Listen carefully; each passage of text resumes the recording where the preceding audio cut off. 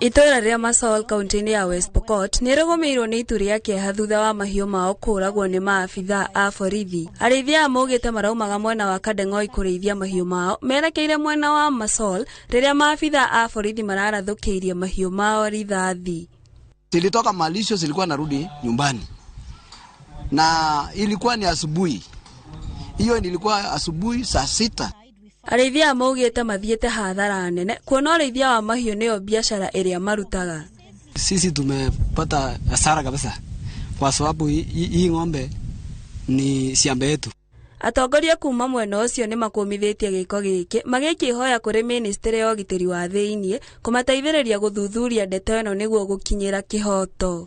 Wameuawa na askari wetu, tunalaani sana na tunashutumu sana kitendo hicho kwa sababu tumesema kama viongozi hiyo si njia ya kusuluhisha mambo ya amani. Nataka niseme kwamba leo ni siku ya huzuni kubwa kwa sababu hatujawahi kuona wakati mwingine tangu tukue wakati ambapo serikali imetumia bunduki kuua ng'ombe ya watu bila hatia yoyote.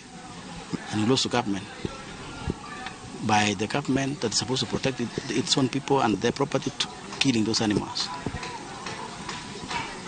The Pokots have suffered close to between 10 and 20 million loss. Munene wa borithi wa Turkana ya mũhuro William Adenyo augĩte ũthuthuria igũrũ wa ndeto ĩno nĩ wambĩrĩirie. Kĩribotera Inoro TV, tetagwo Alice Njoki wa Wanderi.